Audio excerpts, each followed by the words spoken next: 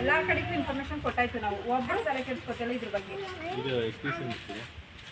ಇದು ಆಯ್ತು 2 ವರ್ಷ ಆಯ್ತು. ಈ ತಿಂಗಳು 15ನೇ ತಾರೀಕು ಬಂದ್ರೆ ಕರೆಕ್ಟಾಗಿ 2 ವರ್ಷ. ಅದರಲ್ಲಿ ದಾಮೋದರಣ್ಣ ರುಕ್ಮಿಣಿಯಕ್ಕ ಓಡಾಡಿ ಮಾರ್ಚ್ 1ನೇ ತಾರೀಕಿಂದ ಓಪನ್ ಮಾಡಿದ್ರು. ಮಾರ್ಚ್ 1ನೇ ತಾರೀಕಿಂದ ಓಪನ್ ಮಾಡಿದ್ಮೇಲೆ ಮತ್ತೆ ಮೇ 11ನೇ ತಾರೀಕಿಂದ ಓಪನ್ ಮಾಡಬೇಕಿತ್ತು. ಆವಾಗಿಂದ ಓಪನ್ ಇಲ್ಲ, ಇದುವರೆಗೂ ಓಪನ್ ಇಲ್ಲ. ರೂಪ ಟೀಚರ್ ಒಬ್ರು ಬರ್ತಾರೆ, ಪಾಪ ಅವರು ಏನು ಮಾಡ್ತಾರೆ, ಅವ್ರು ಅಲ್ಲೂ ಹಾಕಿ ಇಲ್ಲೂ ಹಾಕಿ 2 ಕಡೆನೂ ಮೇಂಟೈನ್ ಮಾಡೋಕ್ಕಂತೂ ಆಗ್ತಿಲ್ಲ ಅವ್ರಿಗೆ. ಅವ್ರೂ ನಾವು ದೂರ ಅಲ್ಲ, ಬರ್ತಾರೆ ಅಲ್ಲೂ ಹೇಳೋಕ್ಕಾಗಲ್ಲ, ಇಲ್ಲೂ ಹೇಳೋಕ್ಕಾಗ್ತಿಲ್ಲ ಅವ್ರಿಗೆ. ಮಕ್ಕಳನ್ನೆಲ್ಲಿ ಕಳಿಸ್ತಾನೆ ಇಲ್ಲ, ಯಾರು ಕಳಿಸ್ತಿಲ್ಲ. ಯಾಕೆಂತ ಹೇಳಿದ್ರೆ ಒಬ್ರು ಅಲ್ಲೂ ನೋಡ್ಬೇಕು ಇಲ್ಲೂ ನೋಡ್ಬೇಕು ಅಂತ ಹೇಳಿ ಅವರು ನಾವು ಕಳಿಸ್ತಿಲ್ಲ. ಯಾಕೆ ಕಳಿಸ್ತಿಲ್ಲ ಅಂತ ಹೇಳಿದ್ರೆ ಇಲ್ಲಿ ಏನೂ ಸರಿ ಇಲ್ಲ. ಒಂದು ಗ್ಯಾಸ್ ಇಲ್ಲ, ಒಂದು ಸಿಂಟ್ಯಾಕ್ಸ್ ಸರಿ ಇಲ್ಲ, ಮತ್ತೆ ಒಳಗಡೆ ಯಾವುದು ಚೆನ್ನಾಗಿಲ್ಲ, ಬಾತ್ರೂಮ್ ಚೆನ್ನಾಗಿಲ್ಲ. ಇಂಥಕ್ಕೆ ಕಳಿಸ್ಬಿಟ್ಟು ನಾವೇನು ಮಾಡಬೇಕು, ಅವ್ರು ಬರಬೇಕು, ಶ್ರೀದೇವಿ ಮೇಡಮ್ ಬರಬೇಕು, ಬಂದು ನೋಡ್ಬಿಟ್ಟು ನಾವು ಏನು ಡಿಸೈಡ್ ಮಾಡ್ತಾರೆ ಮಾಡ್ತೀವಿ.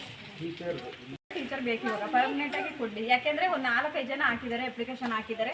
ನಾವು ಅವ್ರಿಗೆ ಕೊಡಿ ಇವ್ರಿಗೆ ಕೊಡಿ ಅಂತ ನಾವು ಹೇಳಲ್ಲ, ಯಾರಿಗಾದ್ರೂ ಕೊಡ್ಲಿ, ಒಟ್ಟಿನಲ್ಲಿ ಇಲ್ಲೇವರೇ ಆಗ್ಬೇಕು.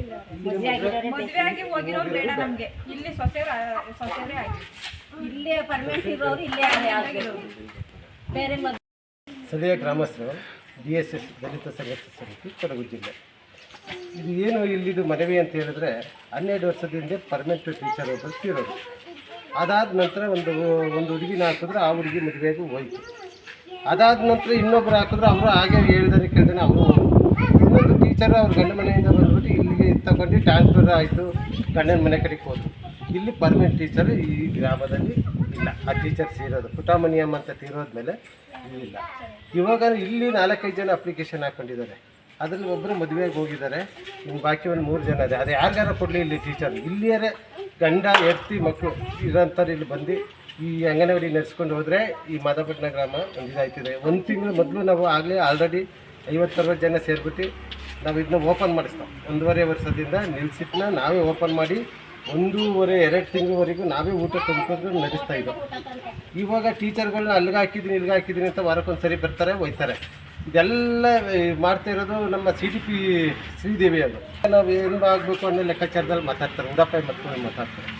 ನಮಗೆ ಇಲ್ಲೇ ಸ್ಥಳೀಯರು ಹಾಕಿರೋದು ಒಬ್ಬರನ್ನ ಇಲ್ಲೇ ಗಂಡ ಇರಬೇಕು, ಇಲ್ಲೇ ಇರಬೇಕು ಅಂತರ್ಗೆ ಇದು ಮಾಡಿ ಇಲ್ಲಿಂದ ಮದುವೆ ಆಗಿ ಸ್ಥಳೀಯರಬೇಕು. ಇಲ್ಲಿಂದ ಮದುವೆ ಆಗಿ ಬೇರೆ ಕಡೆಗೆ ಹೋಗೋದು, ಅವ್ರು ಬಂದು 1 ತಿಂಗಳಿಗೆ ಹೊರಟೋಯ್ತಾರೆ ಟ್ರಾನ್ಸ್ಫರ್. ಆಮೇಲೆ ಅಲ್ಲಿಂದ ಪುನಃ ಅವರು BMNC ಅದು ಇದು ಅಂತ ನೋಡ್ತಾಯಿದ್ದಾರೆ. ಟೀಚರ್ ಇರೋದಿಲ್ಲ, ಸ್ಥಿತಿ ಆಗಿರ್ತಾರೆ ಹೆಂಗಸರು. ಸ್ಥಳೀಯರು ಬೇಕು ಅಂತ ಇಲ್ಲಿ ಗ್ರಾಮಸ್ಥರು, ಇಲ್ಲಿ ಪೋಷಕರ ಹೋರಾಟ. 19 ಮಕ್ಕಳಿದ್ದಾವೆ, ಈಗ 21 ಆಗಿದ್ದಾವೆ ಮಕ್ಕಳು ಟೋಟಲ್ ಆಗಿ. ಮೊನ್ನೆ ಬಂದಿದ್ದು 21 ಇದ್ದು, ಇವತ್ತು ಟೀಚರ್ ಬರ್ದಿದ್ದಕ್ಕೆ ಮಕ್ಕಳ ಬಂದು ವಾಪಸ್ ಕರ್ಕೊಂಡು ಹೋಗ್ತಾ ಇದ್ದಾರೆ.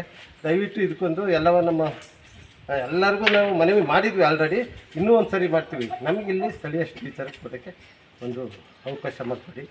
ಮತ್ತು ಮದುವೆಯಾಗಿ ಆದ ನಂತರ ನಾವು ಕೊಟ್ಬಿಟ್ಟಾದಾಗ 3 ತಿಂಗಳಾದ್ಮೇಲೆ ಅವ್ರು ಟ್ರಾನ್ಸ್ಫರ್ ಆಗ್ತಾರೆ. ಪುನಃ ಗೌರ್ಮೆಂಟ್ ಆದೇಶ ಮಾಡೋಕ್ಕೆ 1 ವರ್ಷ ಇಲ್ಲಾಂದರೆ ಎಲ್ಲಿಂದನೋ ಟೀಚರ್ ಬರೋದು, ಎಲ್ಲಿಂದನೋ ಹೋಗೋದು, ಮಕ್ಕಳಿಗೆ ಸರಿಯಾಗಿ ನೋಡ್ತಾ ಇಲ್ಲ.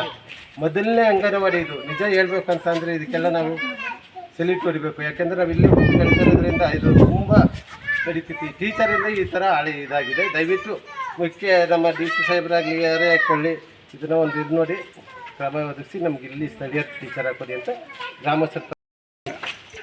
1.5 ಲಕ್ಷ ರೂಪಾಯಿ ಸ್ಯಾನಿಷನ್ ಆಗಿದೆ ಟೈಲ್ಸ್ ಹಾಕೋಕ್ಕೆ, ಇದು ಹಾಕೋಕ್ಕೆ ಎಲ್ಲ ರೆಡಿ ಮಾಡಿ ಇಟ್ಟಿದ್ದೀವಿ. 3 ದಿವಸದಲ್ಲಿ ಕೆಲಸ ಮಾಡಿಕೊಡ್ತಾರೆ. ಪಂಚಾಯತಿ PDO ಹೇಳಿ ಒಪ್ಕೊಂಡಿದ್ದಾರೆ. ನಮ್ಗೆ ಅದರದ್ದೆಲ್ಲ ಸಮಸ್ಯೆ, ಅದೆಲ್ಲ ಆಯ್ತದೆ, ಎಲ್ಲ ನೀಟ್ ಆಯ್ತದೆ. ಈಗ ಆಲ್ರೆಡಿ ರೆಡಿ ಆಗಿದೆ, 1.5 ಲಕ್ಷ ರೆಡಿ ಆಗಿದೆ, ಮಾಡ್ತಾರೆ. ನಮಗೆ ಇಲ್ಲಿ ಸ್ಥಳೀಯರಿಗೆ ಬೇಕಾಗಿರೋದೇನು ಟೀಚರ್.